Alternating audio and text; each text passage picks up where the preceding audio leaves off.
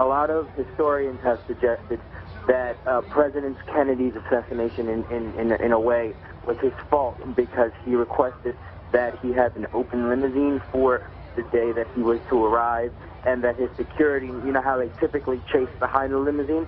He requested that security not chase behind the limousine. So I wanted your opinion on, was this, in a way, President Kennedy's, was his assassination his fault in a way, or do you not feel that way? Another point is President Kennedy did not like it when his Secret Service agents would ride on his car. There were steps built in the back, handholds. Clint Hill, Secret Service agent who pushed Jackie back in the car, told me and has told others in his writings that the president would say, "I want you Ivy League charlatans to stay off my car." You know, that's a good question. Get to the heart of the matter. One thing about all this controversy and that, one thing that came out in these documents, is it true, were you responsible for the bubble top going on the car? You are, okay. Because one of the things that makes out is that supposedly, here, JFK said, get that, I'm quoting now, get that goddamn bubble top off unless it's raining. There was that comment. That is not true. Well, he can tell you what he wants done, and he can tell you certain things, but that doesn't mean you have to do it. And what we used to do was always agree with the president, then we do what we thought was best anyway. Well, he can tell you what he wants done, and he can tell you certain things, but that doesn't mean you have to do it. And what we used to do was always agree with the president, then we do what we thought was best anyway. Well, he can tell you what he wants done, and he can tell you certain things, but that doesn't mean you have to do it. And what we used to do was always agree with the president, then we do what we thought was best anyway. Well, he can tell you what he wants done, and he can tell you certain things, but that doesn't mean you have to do it. And what we used to do was always agree with the president, then we do what we thought was best anyway. Well, he can tell you what he wants done, and he can tell you certain things, but that doesn't mean you have to do it. And what we used to do was always agree with the president, then we do what we thought was best anyway. Well, he can tell you what he wants done, and he can tell you certain things, but that doesn't mean you have to do it. And what we used to do was always agree with the president, then we do what we thought was best anyway. One of the other things I found out interestingly enough is there's no truth to this thing about supposedly Kennedy ordered the agents off the back of the limousine. No, he had nothing to do with that. I figured that, because you know what? William Manchester makes the claim that Floyd Boring was ordered by Kennedy, and I'm quoting what it says in the book, it says, keep those Ivy League charlatans off the back of my car. That is false. Yes, I found that out, and I talked to William Manchester, who lives in Connecticut, about that, and he got real defensive with me. He says, all those notes are under seal, and I'm not allowing anyone, especially yourself, to look at these rules. Who was this you were talking to? William Manchester. Oh, okay, I talked to William Manchester. He called me on the book. Yeah, that book is just filled with things. That is for the record of history, that is false, because Jerry Behn knew him very well. You're getting back, I don't know anybody now. They're all gone. I've been retired so long that people came and asked me as retired. Okay, yeah. And Jerry Behn was a very good friend. Matter of fact, he was my boss at the White House. And Floyd Boring, he's still alive. Jerry Behn passed away last year, I believe. And Floyd Boring and JFK got along perfect. Yeah, I can't believe it. You know what I'm saying? The tremendous damage these books have done, because what happened was, after the Warren Commission, everybody was waiting, I guess, during the 60s for the Manchester and Bishop books, and when people read them, they figured, hey, it must be true, it's in print, and ever since that time, people have been using those as source books, if you notice the bibliographies, and unfortunately, I can't tell you how many times that those myths have been repeated about Secret Service tension with JFK, and also the thing about the agents on the limo. And yeah, now I've got more confirmation on it. There has never been, in my history, any more rapport with the President of the United States other than possibly Harry S. Truman. Yeah, that's another one they said. Harry S. Truman was a jewel just like John F. Kennedy was.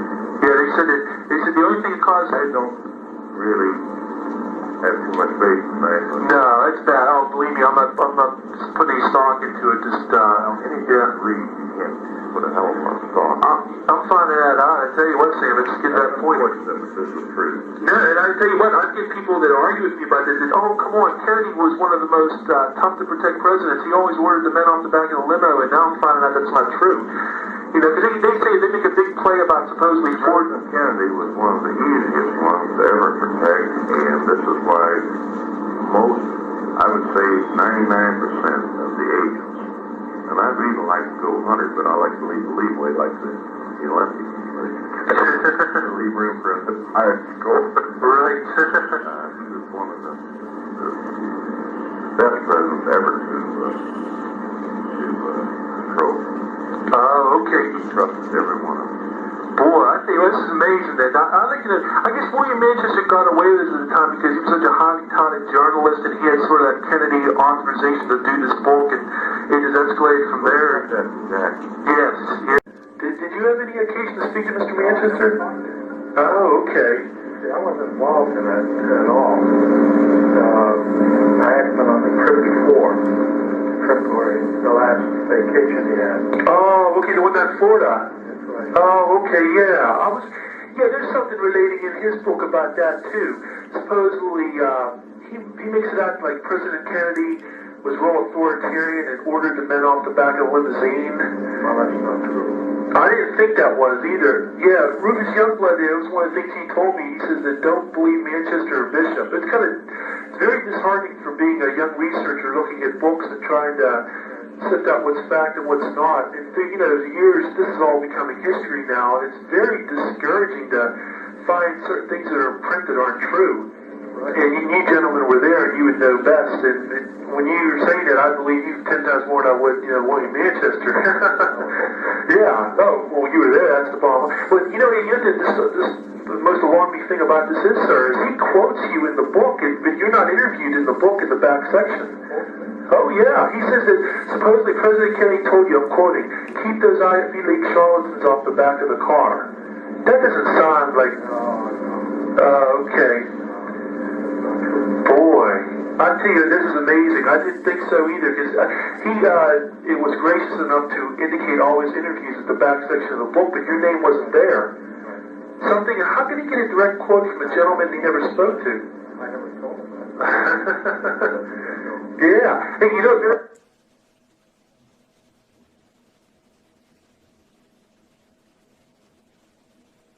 oh, okay. Oh, I don't want to blame you. I'm sorry. That's all right. Yeah.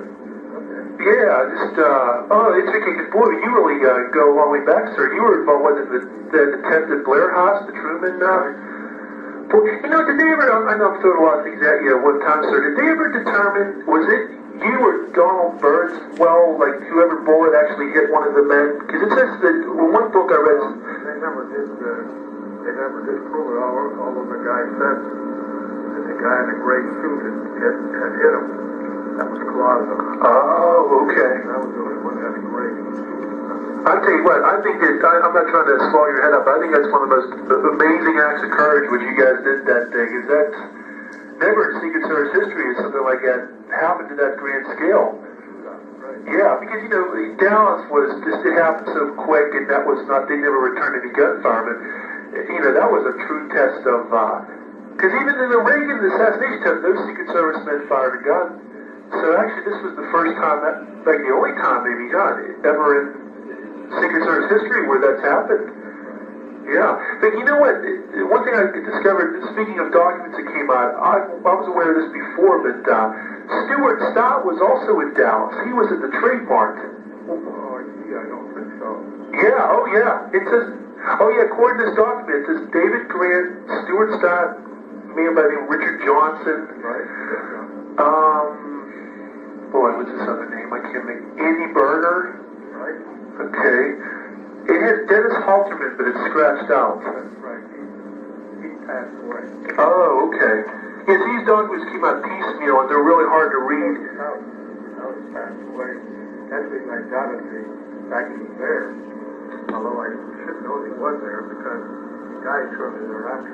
Yeah, were you involved in any of the planning of the Texas trip? Did you, Well, no, I was involved in that, Oh, okay. Did you at least give out assignments and so forth? Okay, because see, I guess TMB something. I'm finding this out because in this less than 5 minutes of conversation, you've knocked out a lot of stuff that's been printed. I was not taking it as the gospel, but I know other people have. I can't tell you how many times I've seen it repeated where President Kennedy told the agents, I guess yourself and other people, get these men off my limousine, don't do this. Okay. Very nice man. Yeah, it's never interfered with us at all. That's what I thought. You know what, they also said that at the time, you might remember this, that supposedly Mr. Truman, he was one of the toughest to secure because his Monday morning walks. Oh, isn't it? Oh, okay, because they said that was like a security man's nightmare because after a while, it was like people were starting to become aware that he went on Monday morning walks. Oh, okay. Oh, that's interesting. Yeah. Oh, I didn't know that. Okay. Well, basically, one final question. Did you know about supposedly the Skin the Line of Fire movie is supposed to be the dramatization of Clint Hill? Did you know about that? No, I didn't know that. Yeah, supposedly this movie, it's played by Clint Eastwood. It's supposed to be like composite character of Clint Hill 30 years later. Yeah.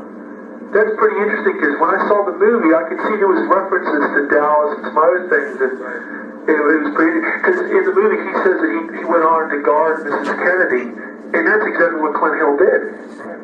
And then it also makes mention of Spiro Agnew, and I checked in one of the books, and sure enough, he guarded Spiro Agnew during when he was vice president. Yeah. Yeah, so I guess to summarize, it's very tough for young people, historians, whatnot, to check these documents. It's a shame because unless you speak to the principals, there's these books. I get tickets from your reaction, so that you weren't aware of some of these things and print up. Well, see, for years I haven't read any of this stuff because I know it's all crap. That about sums it up. Yeah, very good. Okay, well, hey, I appreciate your time, sir. You really cleared up a lot of mysteries. I'm glad to have everything clarified here. Great. All right, so hey, take care now. I will. Thanks. Bye.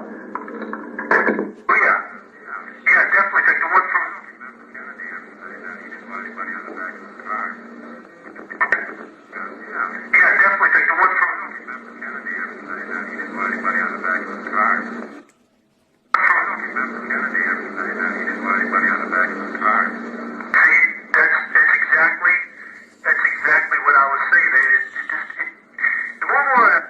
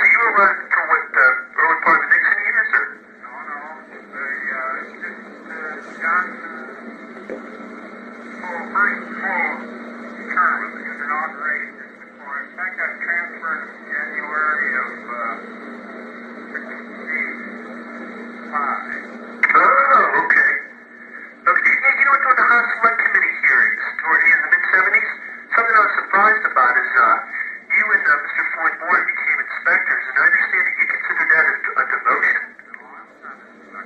You what? Oh, okay.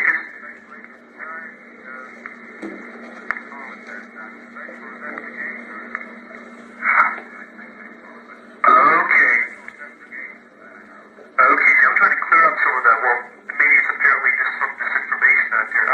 Rufus Youngblood, are you familiar with this book?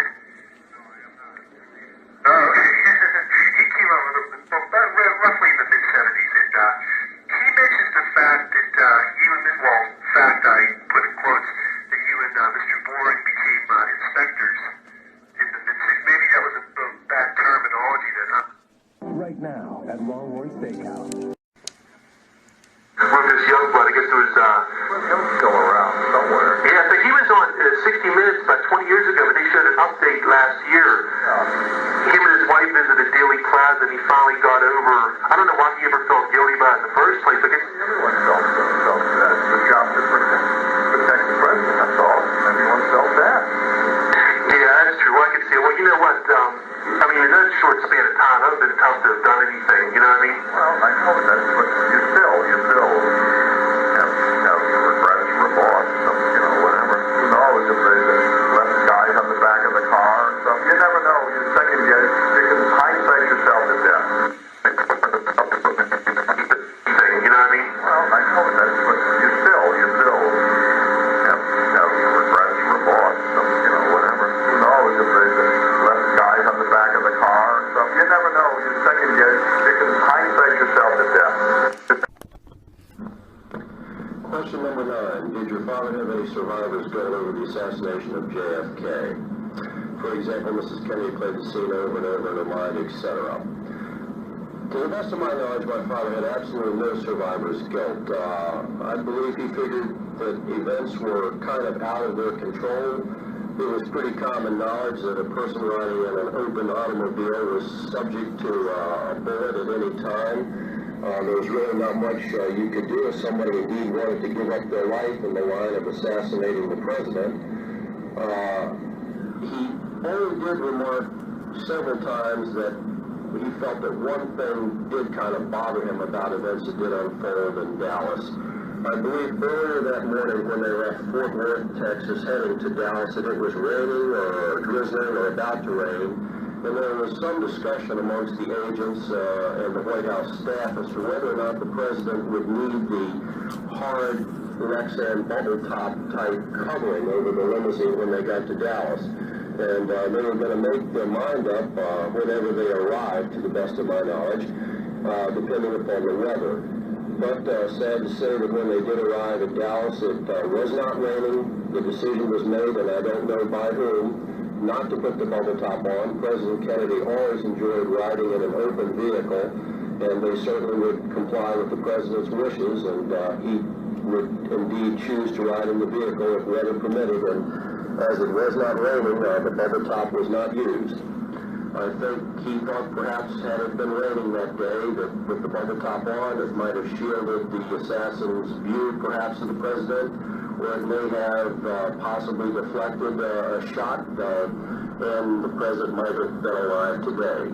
As far as survivor's guilt goes, I think that is the only thing that my father ever really gave a second thought to. Everything else, I believe, that transpired after the assassination was the best that could have been achieved by the Secret Service and all people involved. Question number 10.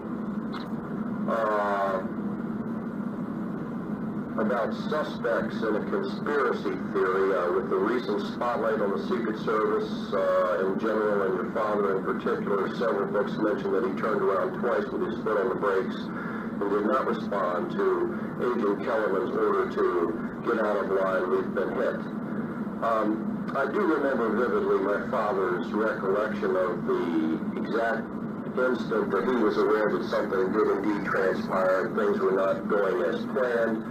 He did remark that he did indeed hear what he thought were 2 shots, and at the time, though, he did not call them shots or didn't think they were shots. The sound seemed to come from the right rear of the automobile, and It was kind of common being in many parades, especially with motorcycle escorts as they had, that motorcycles would indeed backfire. And my father's first reaction to the first sound was that it was a motorcycle backfire. He heard the sound a second time, just seconds afterwards, and he did indeed glance into the rearview mirror, and to the best of my knowledge, my father reported that he did indeed see blood on Governor Connolly's shirt. He glanced over his shoulder at that time, saw that the governor was indeed hit and slouching down in the seat. To the best of my recollection, he did not see anything of the president, who was sitting further back in the limousine. Pretty much at the same time, Agent Kellerman did indeed say that they needed to get out of line. They had been hit, and my father stepped on the accelerator to the best of my knowledge, and they were headed off to Parkland Hospital. This is a man named Vince Palomara. Well, do you know him? I'm familiar with him. I don't know him. He says that, I guess, we'll talk about this, that he sent you a 22-page letter. I recall receiving a letter which I sent back to him. I didn't bother with it.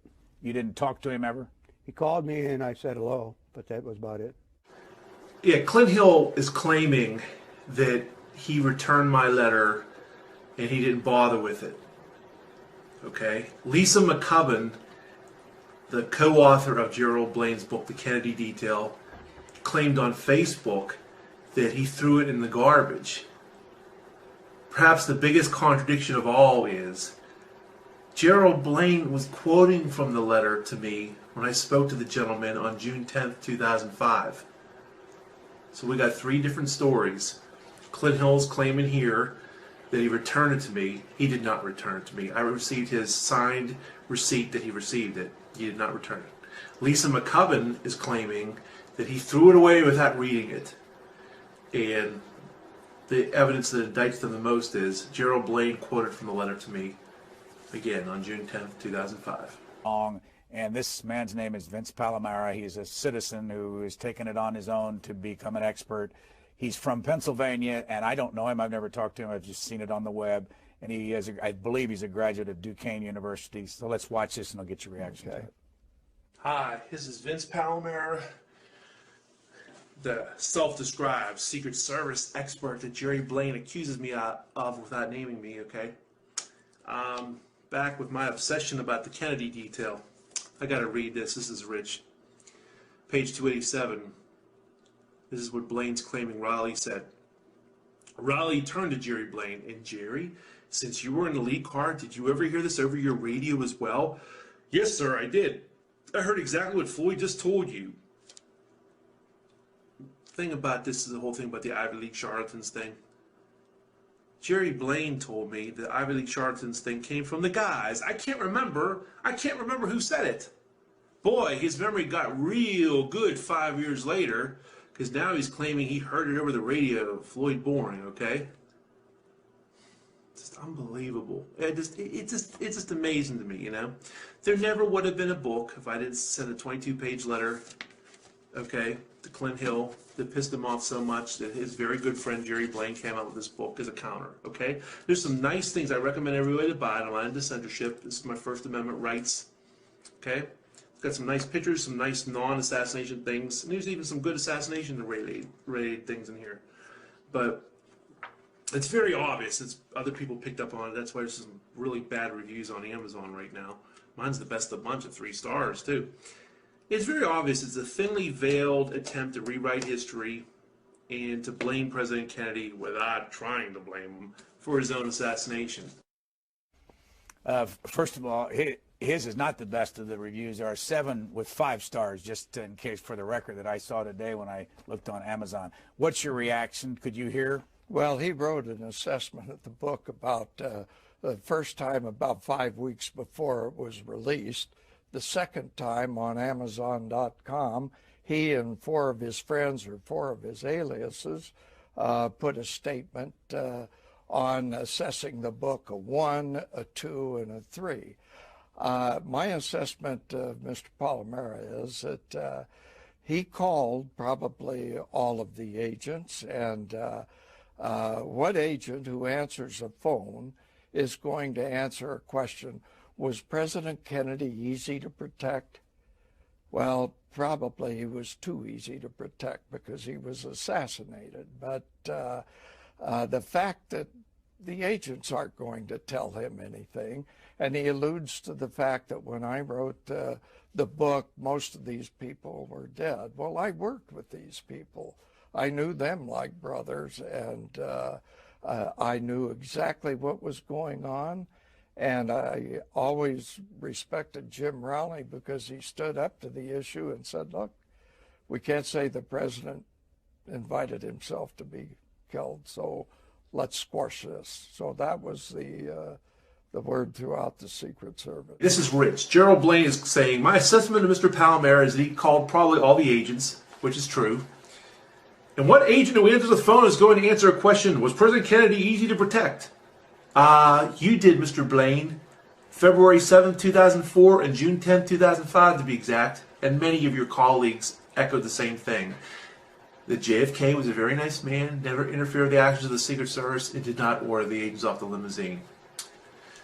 Picking up where Blaine left off. Well, he probably was too easy to protect because he was assassinated.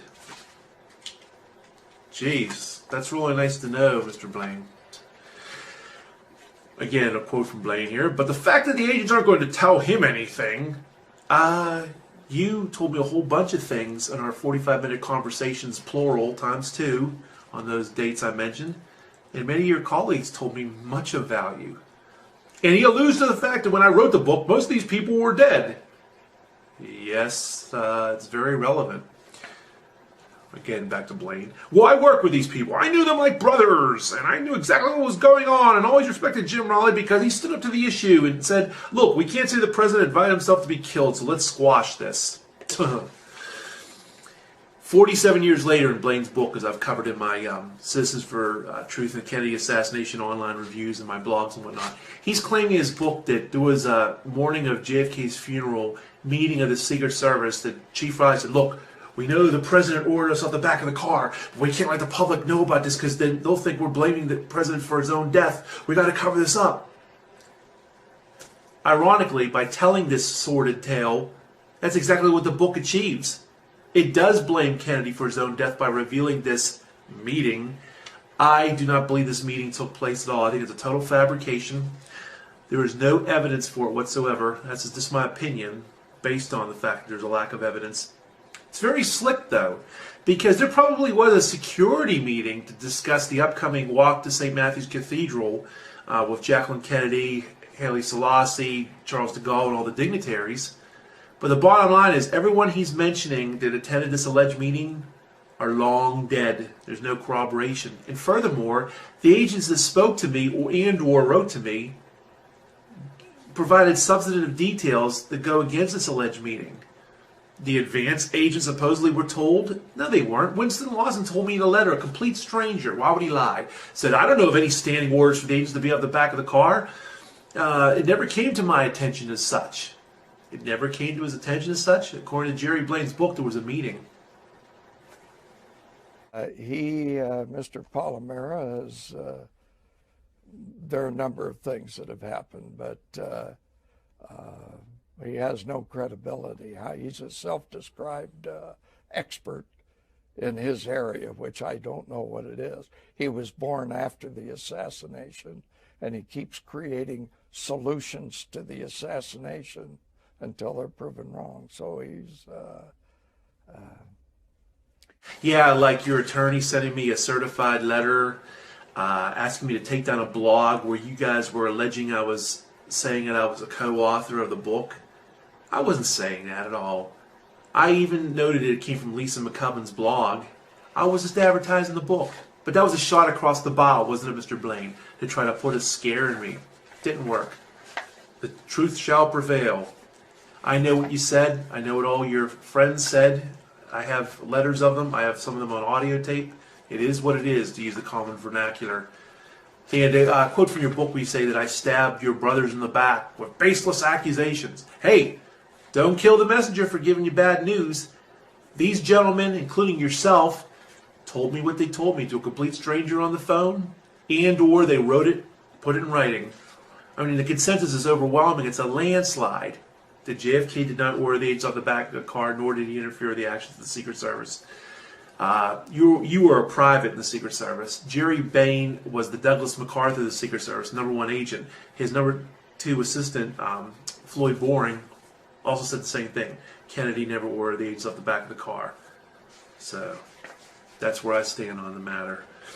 He also says that he has no credibility. Well, we'll be the judge of that, won't we? He says he is a self-described expert in this area, which I don't know what it is. Well, self-described people as diverse as Vince Bugliosi, the History Channel, the Assassination Record Review Board, and even ironically Brian Lamb have called me a Secret Service expert. I mean, it is what it is. He was born after the assassination. Okay, and so was your co-author Lisa McCubbin. And your point is? He alleges that because he sent me a letter, 22 pages in length apparently, and that I discussed that with Jerry. I forgot that I ever got a 22-page letter from this particular individual until I heard him say it on TV. And I never discussed it with Jerry or anybody else because it wasn't important to me. And insofar as him being an expert, I don't know where the expert part came from. I spent a long time in the Secret Service in protection, and I'm not an expert, but apparently he became an expert somewhere up in Pennsylvania. I don't know where. People claim that they're experts. They have no basis to make that claim. I was a special agent in charge of Vice President Protection, special agent in charge of Presidential Protection, and Assistant Director of Protective Forces for the United States Secret Service. I'm not an expert. But apparently some of these people out there who write these books and concoct these theories are experts. People as diverse as Vince Bugliosi, the History Channel, the Assassination Record Review Board, and even ironically Brian Lamb have called me a Secret Service expert. I mean, it is what it is. The fellow we talked about in the last interview, Vince Palomara, yeah. You've seen his letter? No, he's been critical of... Well, I'll accept his Are you worried that he's being... Well, maybe he has some secret agenda, I don't know. The most painful theories point fingers at the agents themselves. I read where Pontius was part of it because he disappeared after Houston. A conspiracy for the agents to shoot the president. I mean, this is off the wall. The Zapruder film, when the Zapruder film is run at normal speed, another theme that Palomara throws out is that Bill Greer stopped the car.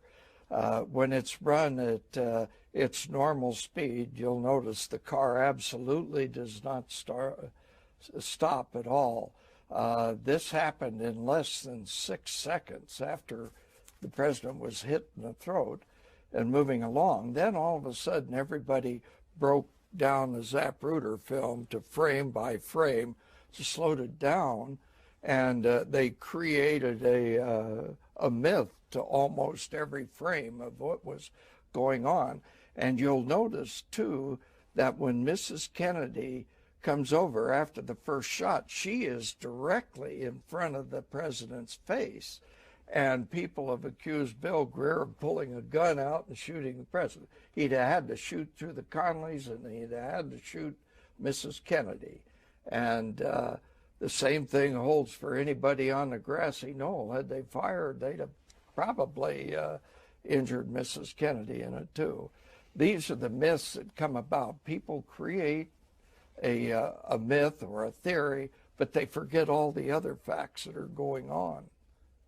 Okay, Jerry Blaine saying, when the Zapruder film was run at normal speed, another theme that Palomara throws out is that Bill Greer stopped the car.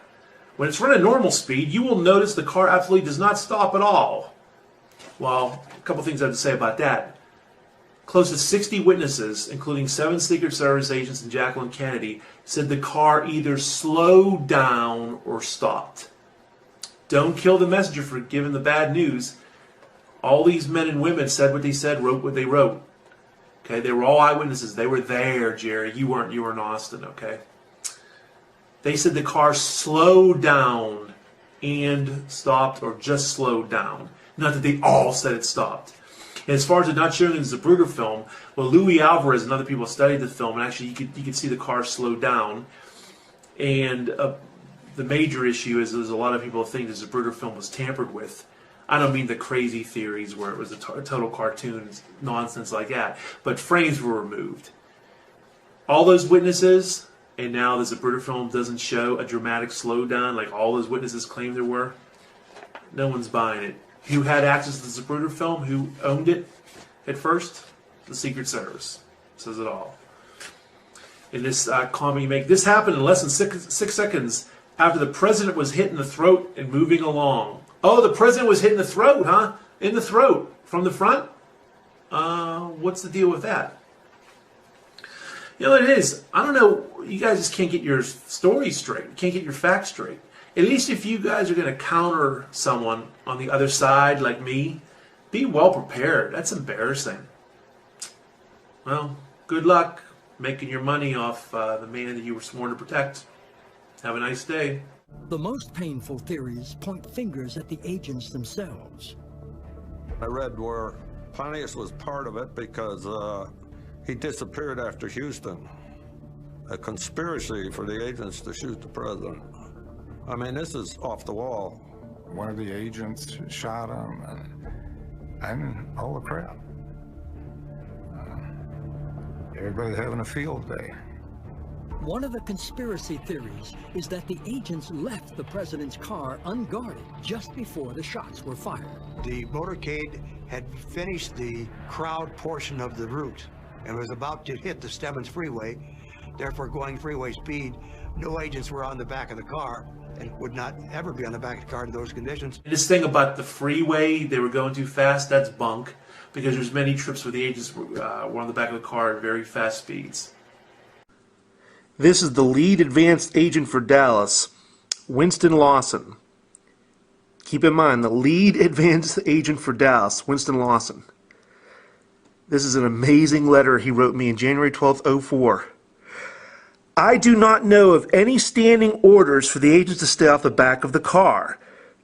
After all, foothold and handholds were built into that particular vehicle. I am sure it would have been on a case-by-case basis depending on the event, intelligence, threats, etc. Keep in mind, ostensibly, officially, allegedly, there were no threats found in Dallas. Jerry Behn, a special agent in charge of the White House detail, as it was known then, Presidential Protective Division currently, would have been privy to that type of info more than I. See my other video where Behn adamantly denies that President Kennedy ever ordered the agents off the car. However, it never came to my attention as such. I am certain that agents were on the back on certain occasions. Again, I do not know of any standing orders for the agents to stay off the back of the car. However, it never came to my attention as such. This totally debunks the Kennedy detail. Here's the fateful Tampa motorcade of November 18th, 1963. This is Congressman Sam Gibbons. There's JFK, Senator Smathers, Agent Don Lawton, Agent Chuck Sborel, Agent Floyd Boring, Agent Bill Greer. But let's focus on Congressman Gibbons.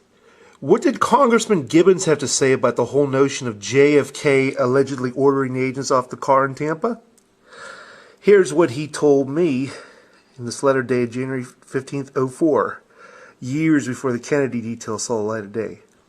I rode with Kennedy every time he rode. I heard no such order. As I remember it, the agents rode on the rear bumper all the way. Kennedy was very happy during his visit to Tampa. Sam Gibbons. This is an amazing letter from Dave Powers, arguably JFK's best friend for years and the former curator of the JFK Library. September 10th, 1993. Okay. Also, unless they were running along beside the limo, the Secret Service rode in a car behind the president. So no, they never had to be told to get off the limo. Also, unless they were running along beside the limo, the Secret Service rode in a car behind the president. So no, they never had to be told to get off the limo. That destroys the Kennedy detail right there. And the whole notion of the O'Donnell Powers staff notion too. This is a fantastic book written by Helen O'Donnell called A Common Good. The Friendship of Robert F. Kennedy and Kenneth P. O'Donnell. There's Kennedy O'Donnell. There's Helen O'Donnell, his daughter. This book, much of the material in this book has been gathered from the private tapes of my father, Kenneth P. O'Donnell. Okay, so she has her vivid memory in the private audio tapes of my father, Kenneth P. O'Donnell. When I wrote to her, really sweet lady, Dear Vince, thank you for your friend requesting your note, blah, blah, blah, blah. Suffice to say that you are correct. JFK did not order anybody off the car. He never interfered with my dad's direction on the Secret Service, and this is much backed up my dad's tapes. JFK did not order anybody off the car. He never interfered with my dad's direction on the Secret Service, and has much backed up in my dad's tapes. I think and know from the tapes, Dallas always haunted him, meaning O'Donnell, because of the might-have-beens. But they involved the motorcade route. He constantly questioned his own decision to take the motorcade in that direction, but he never blamed the Secret Service. The important thing, JFK did not order anybody off the car. This is much backed up in my dad's tapes. Kenny O'Donnell, you've been vindicated. The Kennedy Detail, that book by Gerald Blaine, the Kennedy Detail has been thoroughly debunked. This is Assistant Special Agent in Charge number 3 Agent Roy Kellerman, ostensibly the agent in charge of the Texas trip. Ostensibly, but it was really Floyd Boring. Roy Kellerman died in March 1984. Here's his widow, who, by the way, passed away in 2006. This is what she said to me in 1997 in a letter. I spoke to her a couple times, too. Dear Mr. Palomera, the answer to your question is no. Roy did not say that JFK was difficult to protect.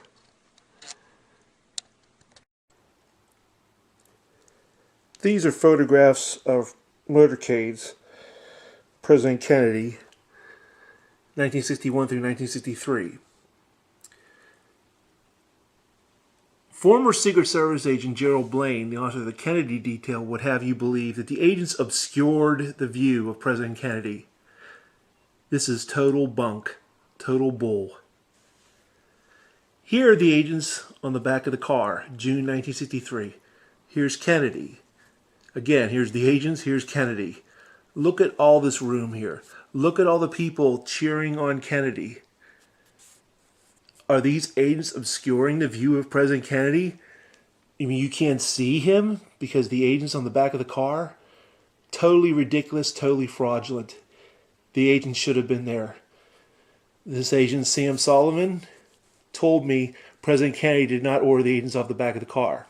Special Agent in Charge Gerald Behn, B-E-H-N, said, I don't remember Kennedy ever saying anything about having agents on the car. But he said that Kennedy never ordered them off the car. I don't remember Kennedy ever saying anything about not having agents on the car. If you see the newsreels, you'll see agents on there. This is 4 days before Dallas. Tampa. Again, 2 agents on the back of the car. Don Lawton and Charles Zaboral. There's Kennedy. Look at the room. Look at all the people looking at Kennedy. Look at Kennedy looking at him and smiling. Floyd Boring told me that President Kennedy was a very nice man, never interfered with their actions at all. Totally denied the story in William Manchester's book, Death of a President, about that Ivy League charlatan's comment attributed to Boring. Boring said that was not true. He was not interviewed by William Manchester, which is also confirmed by William Manchester's notes. Lo and behold, who was interviewed by William Manchester? Gerald Blaine. I strongly suspect Gerald Blaine was the author of that fraudulent story about Ivy League charlatans. Gerald Blaine is now denying he was interviewed by Gerald Blaine, but Gerald Blaine was interviewed by William Manchester. Sorry about that. Gerald Blaine was interviewed by William Manchester. Manchester's source notes confirm that. But again, the central point is, look, here's the agents, here's Kennedy. Here's the agents, here's Kennedy. Nobody's obscuring anybody.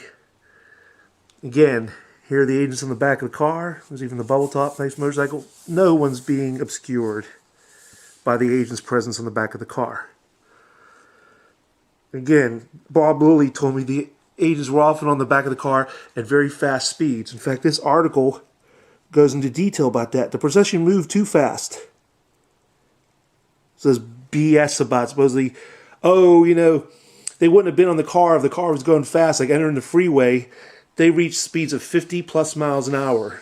Again, bubble top. These are all different stops. There's Roy Kellerman, ironically, on the back of the car. But again, the distance between Kennedy. Do not believe Gerald Blaine. People could see Kennedy just fine with the agents on the back of the car.